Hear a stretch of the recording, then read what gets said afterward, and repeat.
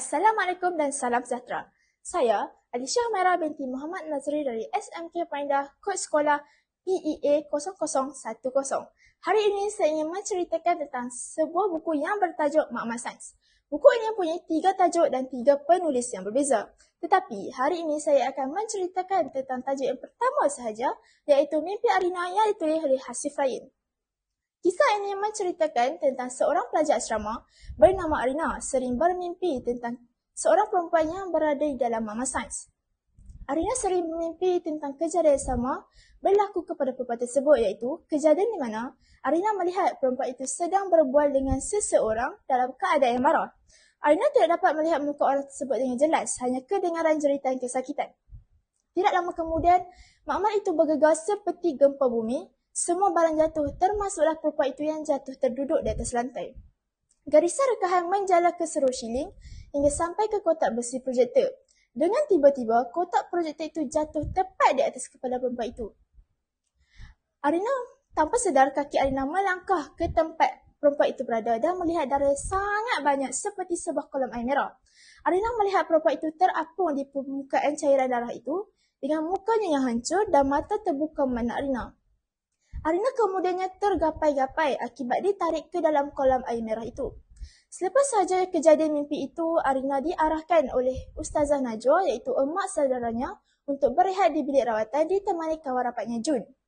Jun bertanya kepadanya tentang mimpi itu. Arina pun ceritakan apa yang dialami di mimpinya.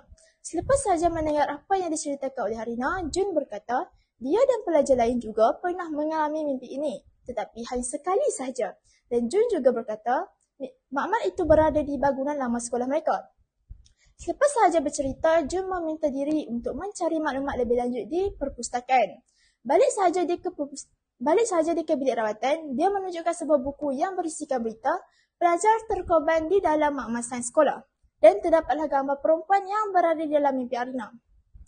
Berita itu mengatakan seorang pelajar bernama Laili Hana, 16 tahun, meninggal akibat terhempap kotak projektor di Makmal Sains.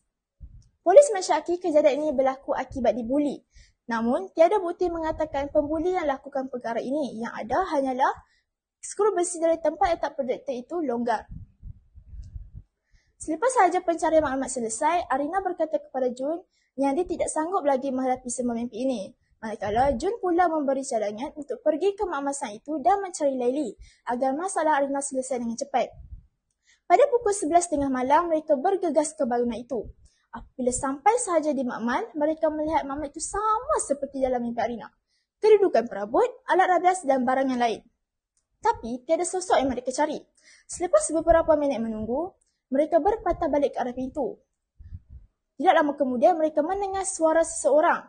Dan kejadian dalam mimpi Laili berlaku. Dan muncullah Laili dengan mukanya yang hancur. Laili ada sebutkan nama seorang, itu Najwa, sambil memandang Arina. Kemudian dengan tiba-tiba Laili menuju ke